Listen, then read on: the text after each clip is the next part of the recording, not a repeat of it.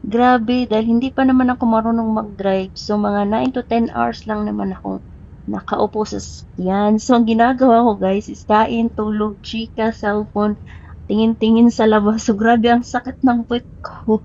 So, after mga 6 hours ata, nakarating na kami sa kalagitnaan ng Missouri and Illinois. So, tinatawag nila itong St. Louis.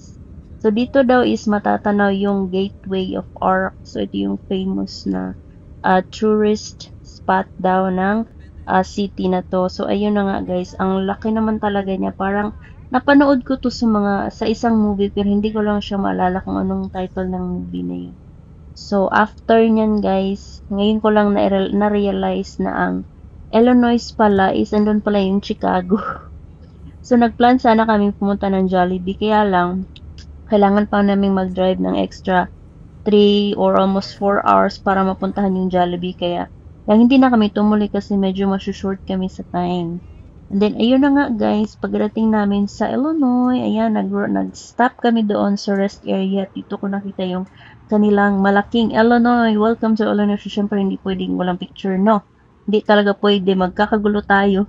Then, after nyan, nag-drive kami ng mga almost 2 hours na naman. Grabe.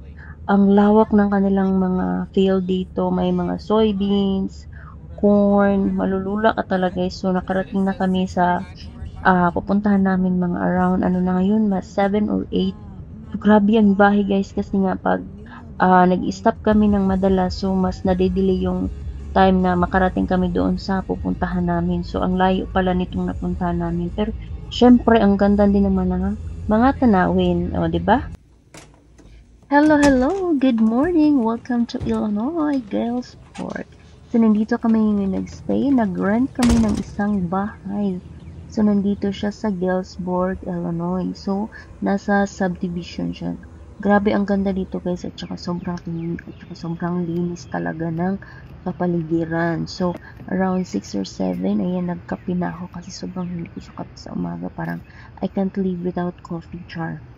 So, habang nagkakape ako, syempre, tinatanaw-tanaw ko yung mga kapitbahay, yung mga bahay nila. Ang ganda ng mga bahay nila dito, guys. Then, after sa kape-kape, sa labas, syempre, medyo na tayo nag-getting ready. But before that, naglinis muna ako ng mga pinagkainan namin ng kagabi, pagdating namin, at saka yung mga nagamit din namin ng umaga. Kasi nag-bake si papa ko ng, anong tawag nun, parang pie. At saka, syempre, tinulungan ko na rin siya maglinis sa ibang gamit. And after that, ito naman yung other side ng kanilang kitchen. Ang cute ng kitchen nila guys. Parang good for 3 persons lang tong bahay na to. Kasi ang cute talaga. Tsaka syempre gusto ko to kasi madali lang siyang linisin kasi nga maliit lang yung bahay. And then after niya, hindi natin makalimutan ang mag-vlog-vlog kasi diba vlogger naman tayo. Kunwari, pero minsan kasi tinatamad na tayong mag-vlog yung mga diretso-diretso na lang ng video tapos upload na. And then kahapon before kami dumating dito, nag-pick up pala kami ng 2 box ng peaches. Napakasarap ng peaches dito guys. Parang ikukumpara ko siya sa apple. Mas gusto ko ang peach. Kasi mas, ewan ko. Kasi lagi naman natin nakakain ng apple. Pero itong peach guys, dito ko lang siya natikman sa Amerika. Sobrang sarap niya, in fairness. So, ayan, dadalhin namin yan sa family gathering ng aking husband side dito sa Illinois. Kaya, tinanong ko si Papa kung dadalhin namin to kaya namili na muna ako ng aking snack on the way back sa bahay or di kaya anytime na gusto kong mag-snack. And after na, syempre, nagbi-video-video na naman ng isang vlogger. Oh. Yan, in-upload ko yan sa TikTok kaya sinali ko na rin dito sa aking video para naman medyo madagdagan yung aking mga videos kasi nga madalis lang mapuno yung aking phone. And then, ito na yun. Umalis kami ng mga around uh, 9 or 10. Kaya ito yung mga bahay. Pinakita ko na rin sa inyo to para naman maaliw kayo sa mga videos ko and then magkaroon kayo ng idea kung ano yung mga klase ng mga bahay nandito sa Amerika. Siyempre, nag-video na rin ako at the same time para makita naman yung aking beauty, hindi na lang yung mga nakikita ko. Gusto ko makita nyo rin ang mukha ko. So, ito na nga, continue sa aming dinaanan. Ang gaganda ng mga bahay dito, parang mga old structure ng mga house at saka preserve talaga nila.